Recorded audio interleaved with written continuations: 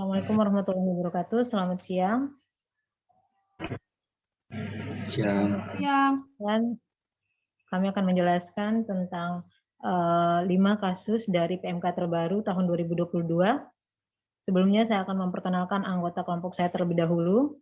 Ada saya Ilan Marliani dengan NIM A1C02103.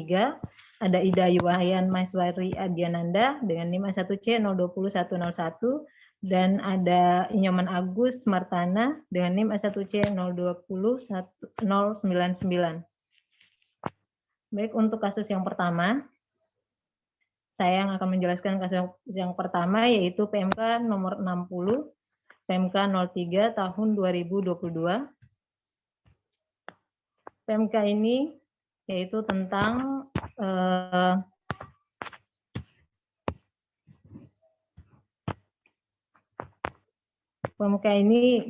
tentang tata cara penunjukan pemotongan, penyetoran, dan pelaporan pajak pertambahan nilai atas pemanfaatan barang kena pajak tidak berwujud dan atau jasa kena pajak dari luar daerah pabean di dalam daerah pabean melalui perdagangan melalui sistem elektronik. Untuk kasus yang pertama, yaitu terdapat tren media merupakan penyedia layanan media streaming di digital yang berada di luar daerah ditunjuk sebagai pemungut oleh Menteri Keuangan dan diberikan nomor identitas oleh KPP, badan, dan orang asing. Maka tren media harus menambahkan unsur PPN dengan tarif 11% yang terdapat pada pasal 6 dalam PMK nomor 60 PMK 03 tahun 2022 yang dikalikan dari DPP atau dasar pengenaan pajak dari transaksi digital yang ditanggung oleh konsumen. Kasusnya yaitu Tuan Daniel telah menerima layanan OTT atau over the top pengiriman konten dari sebuah aplikasi milik Tren Media dengan nilai kerjasama sebesar 45 juta, maka hitunglah besarnya PPN yang harus dipungut oleh Tren Media. Maka penyelesaian dari kasus ini menurut PMK nomor 60 PMK 02 yaitu slide selanjutnya. Berdasarkan PMK nomor 60 PMK 03 tahun 2022 tentang tata cara penunjukan pemungutan penyetoran dan pelaporan pajak pertambahan nilai atas pemanfaatan barang kena pajak tidak berwujud dan jasa kena pajak dari luar daerah pabean di dalam daerah pabean melalui perdagangan melalui sistem elektronik, maka pajak yang dikenakan yaitu sebesar 11% dikali dari DPP atau dasar pengenaan pajak. Maka diketahui dari tarif PPN-nya yaitu 11% dikali dengan 45 juta, maka besarnya PPN yang terutang oleh Tuan Daniel yaitu sebesar 4.950. Baik, untuk PMK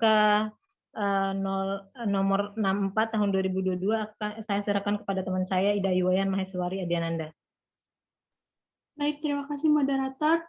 Saya akan menjelaskan tentang kasus PMK nomor 64 tahun 2002, yaitu tentang pajak pertambahan nilai atas penyerahan barang hasil pertanian tertentu. Contoh kasusnya yaitu PT Kopi Aroma adalah perusahaan yang menjual hasil pertanian berupa biji kopi sangrai.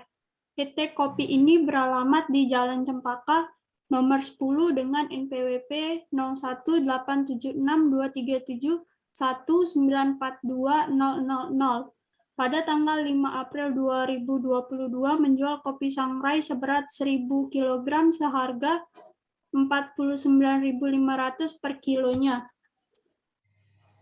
Sehingga totalnya yaitu 49.500.000 kepada PT Merta belum termasuk PPN. Hitunglah PPN yang terutang. Jawabannya kopi sangrai termasuk ke dalam jenis barang pertanian tertentu berupa komoditi kopi yang diproses sehingga menjadi barang biji kopi sangrai dan dijual pada tanggal 5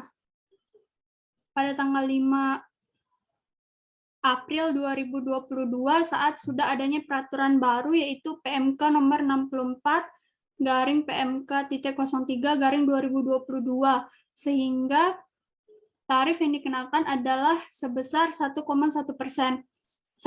Tarif tersebut berasal dari besaran tertentu pada pasal 3 PMK tersebut dengan diperoleh dari hasil perkalian 10% dengan tarif pajak pertambahan nilai 11% sehingga memperoleh 1,1%.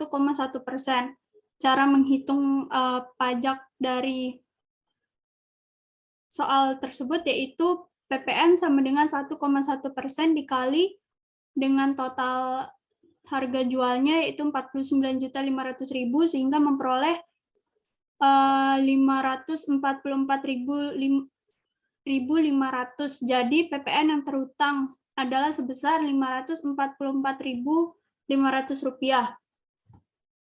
Kemudian PMK nomor 65 garing PMK.03 garing 2022 yaitu tentang pajak pertambahan nilai atas penyerahan kendaraan bermotor bekas. Contoh soalnya yaitu Bu Mita adalah seorang PKP pengusaha showroom motor bekas yang beralamat di Jalan Anggrek nomor 15 dengan NPWP 01882711940000 pada tanggal 20 April 2022 menjual 1 unit motor bekas kepada Bapak Chandra seharga 8.200.000. Hitunglah PPN terhutang.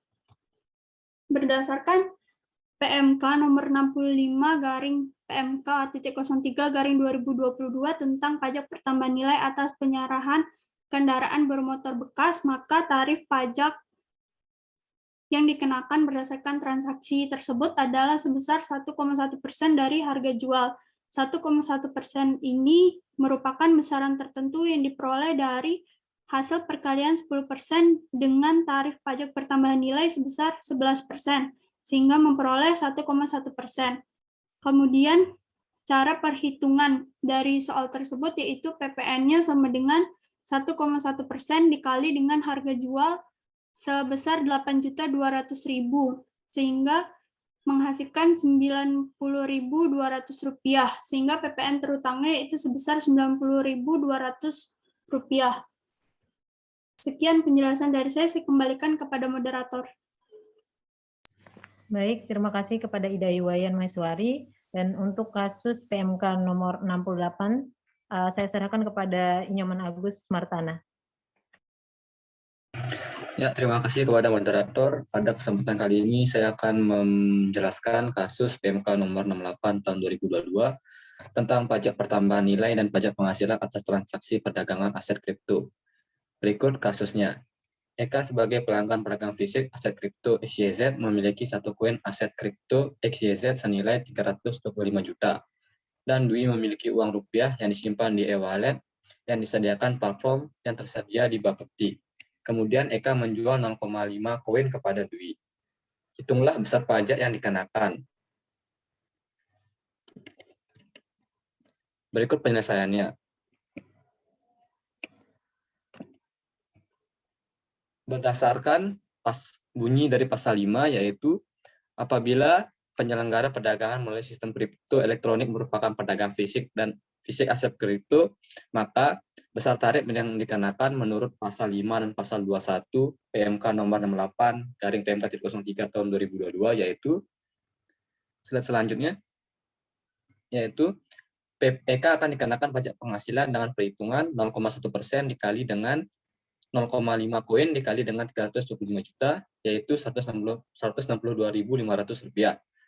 Selanjutnya, Dwi akan dikenakan pajak PPN dengan perhitungan 1% dari 10% atau 0,1% dikali dengan 0,5 koin dikali dengan 325 juta menghasilkan 162.500 rupiah. Pemungutan dan penyetoran dilakukan platform kripto. Ya, demikian dari saya kembalikan kepada moderator. Baik, terima kasih. Untuk kasus selanjutnya, saya akan menjelaskan untuk PMK nomor 71, PMK 03 tahun 2022. Bunyi kasusnya yaitu PT Jalan Indah merupakan salah satu perusahaan nasional yang bergerak di bidang jasa biro perjalanan wisata. Dalam hal ini, PT Jalan Indah menyediakan berbagai penawaran perjalanan dalam bentuk paket wisata, pemesanan sarana angkutan, dan juga pemesanan sarana akomodasi. Pada April 2022, PT Jalan Indah menerima pemesanan dari PT Mars berupa paket wisata ke Singapura untuk 7 hari 7 malam sebanyak 275 orang. Bila tiap paket wisata tersebut senilai 18.795.000, maka hitunglah berapa PPN yang harus dipungut oleh PT Jalan Indah atas transaksi tersebut. Dalam PMK 71 tentang pajak pertambahan nilai atas penyerahan jasa kena pajak tertentu, salah satunya adalah jasa biro perjalanan. Dalam pasal 3 huruf B, ditetapkan tarif untuk jasa biro perjalanan sebesar 10% dari tarif PPN atau 1,1% dikali jumlah yang ditagihkan. Dengan demikian, perhitungan pajak pertambahan nilai terutang atas transaksi tersebut, yaitu nilai jasa biro perjalanan, diketahui 275 orang dikali dengan paket wisatanya yaitu 18.795.000, maka didapat hasilnya sebesar 5.168.625.000, maka dapat dihitung untuk pajak pertambahan nilai yang terutang dengan tarif yang telah ditentukan yaitu 1,1% dikali dengan 5.168.625.000, maka hasilnya sebesar 56.854.475 rupiah. PPN terutang sebesar 56.854.475 rupiah yang ditagihkan pada PT Mars menyebabkan nilai transaksi yang ditagihkan menjadi bertambah, yaitu sebesar dari nilai transaksinya 5.168.625.000 ditambah dengan 56.854.475 rupiah, maka total yang ditagihkan yaitu sebesar 5.225.479.875 rupiah. Demikian presentasi dari kami. Saya ucapkan terima kasih. Wassalamualaikum warahmatullahi wabarakatuh.